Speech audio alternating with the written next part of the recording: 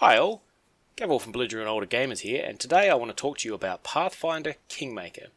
But first of all, I want to go through a little bit of history.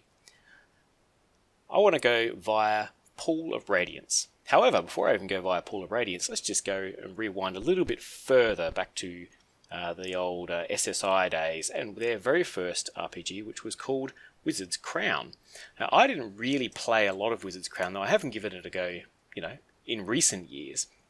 Wizard's Crown actually came out in about 1986, and they had a sequel, which was called The Eternal Dagger. I've never played The Eternal Dagger. Now, Wizard's Crown was this really hardcore RPG with lots of commands and some very detailed combat and game mechanics. Really, for its day, it was fairly well considered, but it was difficult, and it came from a bunch of guys who used to be war gamers and make war games. So you can see where that influence come from, where they made it very complicated, very complex, and it's definitely worth playing if you're into older games and checking out retro stuff. I probably put a few hours into it, but it's quite clunky.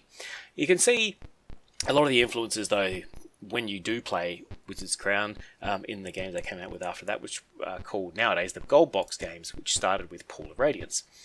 Pool of Radiance was the first, I reckon, in my early teens, was the first RPG that I ever played on the Commodore 64. I don't think I've ever finished it. However, I have finished some of the sequels like Curse of Azure Bonds and some of the Dragonlance ones. I have played every single one, but Pool of the Radiance is the very first one that I remember playing and putting a lot of hours into on my Commodore 64. So Pool of Radiance was like a definite improvement on the old Wizard's Crown, like in terms of ease of use. You go and play it now, and it's not so easy to use. The controls are, I don't know, would you say esoteric? The controls are quite, I don't know. You compare it to a roguelike of today, they're pretty quite similar. However, there's not a lot of streamlining. There's a lot of streamlining that you can see it from Wizard's Crown to Pool of Radiance, but there's not a lot of streamlining when you compare it to a game like from today, even a more complex roguelike, let's say something like Caves of Cud. That game is way easier to play than Pool of Radiance. There's a lot of little bits and pieces in this game, like having to, when you're in combat, select to move, then move to attack. But if you then run out of moves, you actually have to choose aim, and then you have to choose manual aim, and then you have to point at the monster before you swing your sword. It's the same with casting. You'll cast, then you have to choose manual aim, and then you have to go on, move over to the monster you want to aim it at, and then, away you go. And it's okay, and it does work, but, when you have a look at these humongous battles, there's lots of things going on. Some of these can take forever, only because there's so many monsters on the screen, and there's so many things going on all at once, that and you've got to do all these things manually, that it can be quite tiresome. The same goes for, say, memorizing your spells, and I'll look at that in a second. So, all of that aside, Pool of Radiance was an excellent game. It had all of the proto structure for what a lot of PC or whatever computer RPGs used in the future. So we're talking things like quests. A lot of it was in actual books. So you actually got adventurers manuals or adventurers guides. That's what they're called. That you had a lot of your journal entries in, and your stuff about your quest, and you actually had to make notes, and you kept maps and all that sort of thing. And however, it still had that sort of system. So you went from quest to quest and area to area, and you did all sorts of different stuff. And then you came along and did these cool turn-based battles.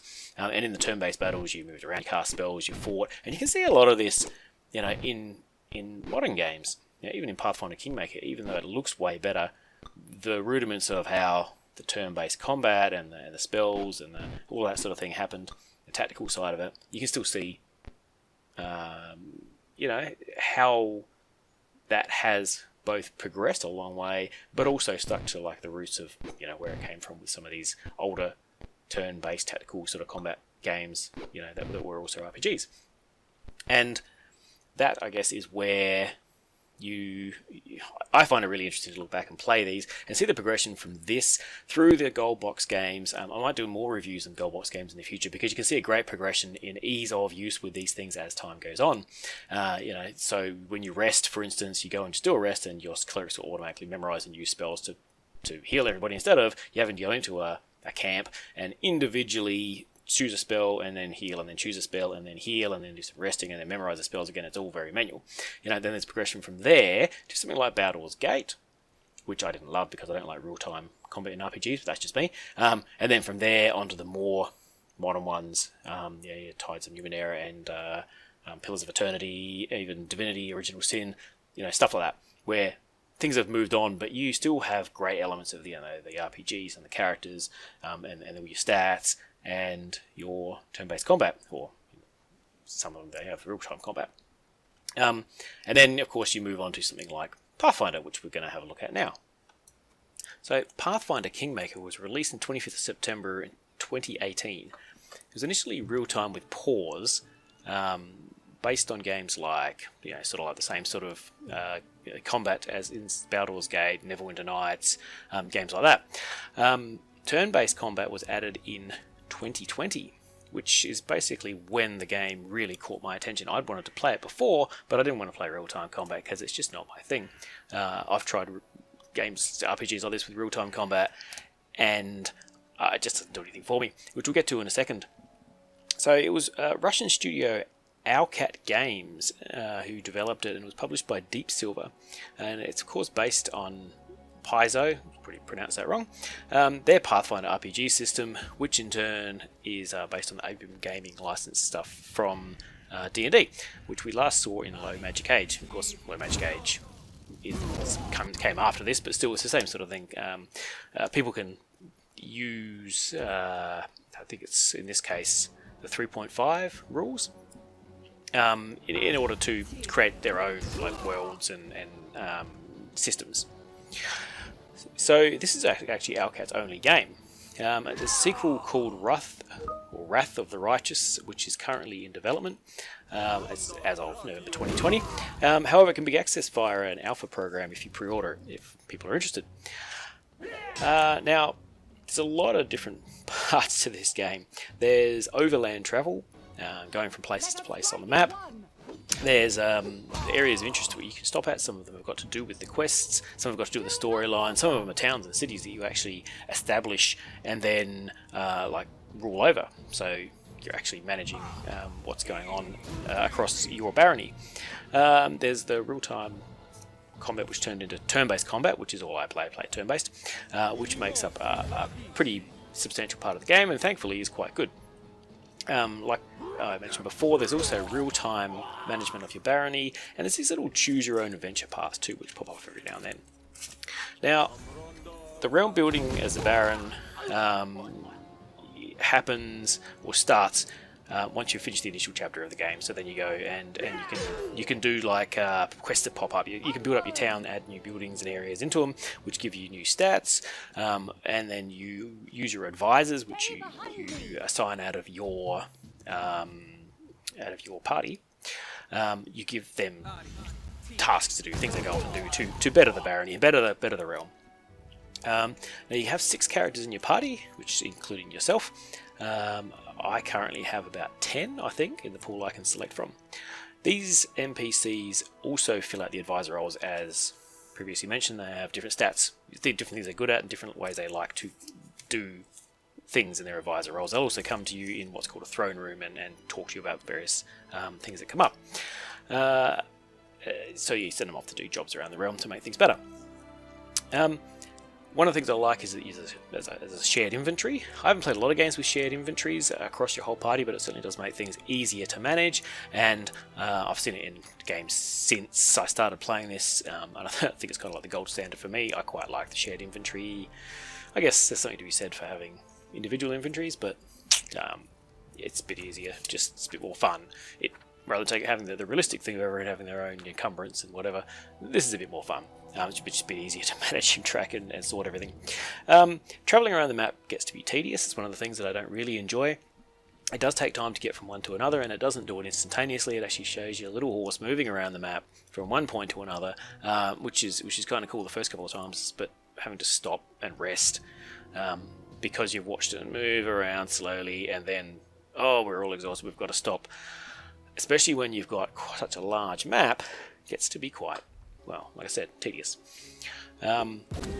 The little chats they have when they're camped, though, are fun, which is, I haven't actually run out of them. Even after several dozens of hours of play, there's still new ones that pop up. And they're not just one person saying something, it's quite often one person saying something to another one, and that person responds. So given you've got a whole mixture of all these different characters, there's obviously quite a lot of thought has been put into the combinations to keep them coming and keep them fresh.